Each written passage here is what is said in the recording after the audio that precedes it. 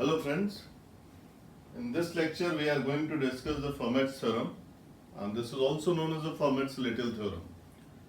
And there is one interesting story about this Fermat's Little theorem, that once Bernard de Bessy and Fermat were communicating with each other, and that time the communication were no devices were there. Then that time they used to send the letters there. So one letter he sent to de Bessy and said that I'm giving you a very brief explanation of this particular theorem. And so ever since, that particular Fermat's theorem has also become the Fermat's Little theorem. And Fermat's last theorem is a different, which I'll be taking later. So this is the Fermat's theorem. What Fermat's theorem says, let P be a prime and suppose P does not divide A, then A raised to the power P minus 1 congruent 1 modulo P. Okay. So how to prove this thing? So we know this is 1, 2, 3, 4 up to P minus 1. These all other integers which are less than P, which is less than P, starting from 1. So what I'll do, I'll also find the multiples of A which are less than AP. So this is A, then we'll get 2A, 3A, and then A into P minus 1. Now any of the multiple Fi, these out of these P minus 1 multiples, if any multiple I pick and I try to divide by P there, so obviously it's not going to be divisible by, because we have already taken that P doesn't divide A, and all these numbers 1, 2, 3 up to P minus 1 are not divisible by P. So all these multiples are not divisible by P there. And now, so if I write there, means A, 2A,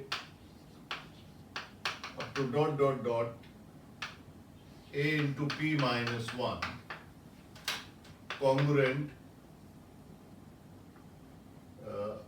1, 2, 3 dot dot dot P minus 1 mod P. So you can see if all these individually I have taken this mod P of this A, 2A, 3, any number, and then we multiplied all those things, and you can observe that this thing you are getting there. I take a very simple example to explain you. Let's say I take A as 2 and P as 7. So all those multiples we can write. If I take A is equals to 2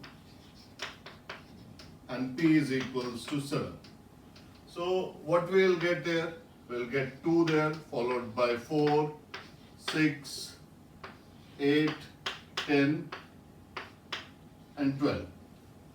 So all these, and now I'll start dividing. So the one remainder I'll get when I divide 8 by 7. So here I'll get 1. And now if I divide 2 by 7, here I'll get the remainder 2. And when I divide 10 by 7, I'll get remainder 3. When I divide 4 by 7, I'll get remainder 4. And when I divide this 12 by 7, I'll get remainder 5. And when I divide the 6, I'll get the remainder 6. You can see, though I have taken A, 2A, 3A, 4A, 5A and 6A, and when these all are divided by particular P here I have taken as a 7. So 1, 2, 3, 4, 5, 6, all these numbers are starting from 1 to P minus 1 you are getting there. So similarly you can see there starting from 1 to P minus 1, all those numbers will be getting there and the product. So you can see there these P minus 1 multiples of A are written there starting from A. So you can see there that I'll be getting A P minus 1 times, and rest of the 1, 2, 3 up to P minus 1, that is P minus 1 factorial congruent p minus 1 factorial mod p. And you know that p will not divide p minus 1 factorial, so we can cancel p minus 1 factorial both the sides. So we get a raised to the power p minus 1 congruent 1 mod p.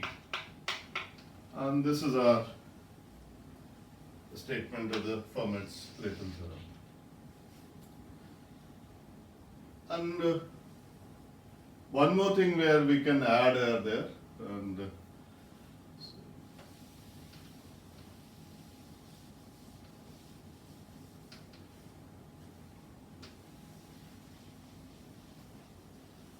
we can also write there a raised to the power p congruent a mod p. If a is, and this is applicable for, we don't need to write this thing that p doesn't divide a there. If we talk about this thing a raised to the power p congruent a modulo p, there is no prerequisite that p divides or does not divide a. So in that case you can see there, if let's say p divides a. So if p divides a, in that case what will happen? Obviously a raised to the powers remainder, whenever I divide by p and then a divided by p, I am bound to get the same remainders there.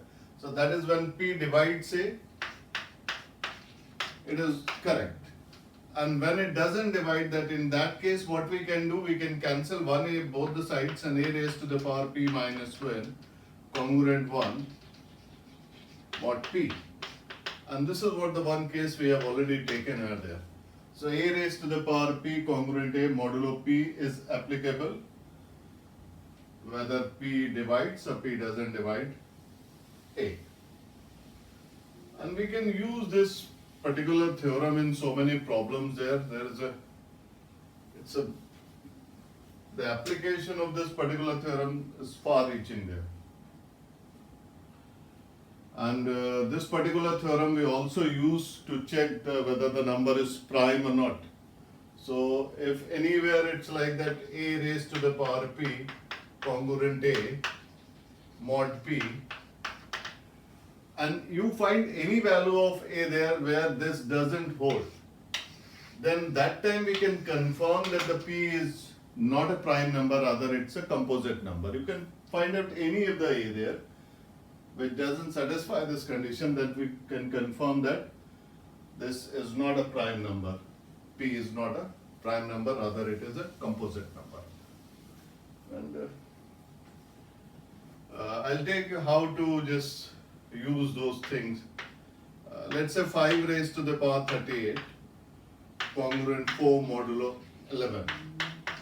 And this is what we have to verify there.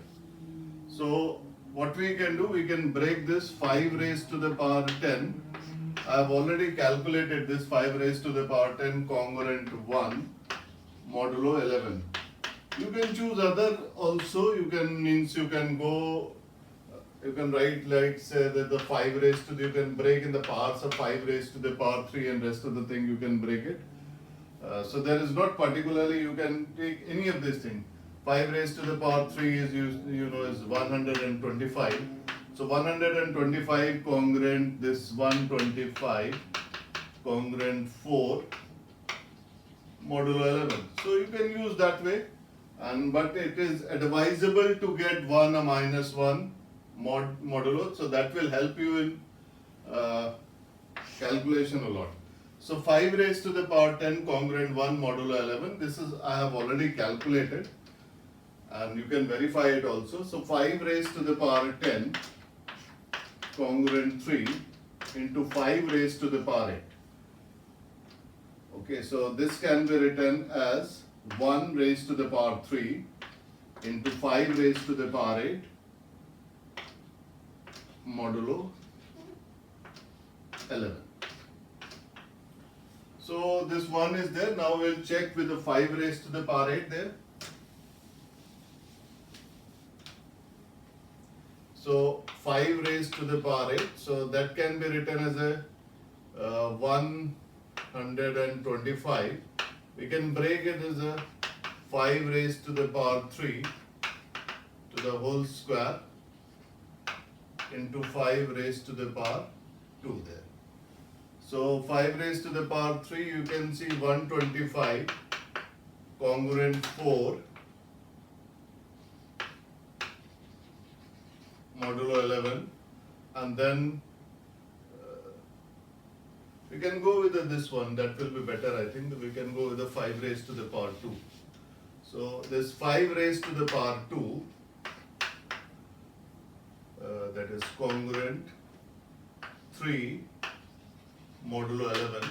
So we can write 3 raised to the power, because this 5 raised to the, you can write 4 there.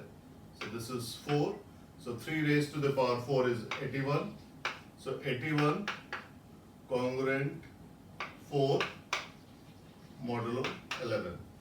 And this is what we have to prove there, that verify whether 5 raised to the power 38 congruent 4 modulo 11 or not. So these are the applications of this Fermat's theorem, and rest of the application we'll be doing in the next class, and the problems related to Fermat's theorem asked in the various Olympiads we'll be dealing in the next class.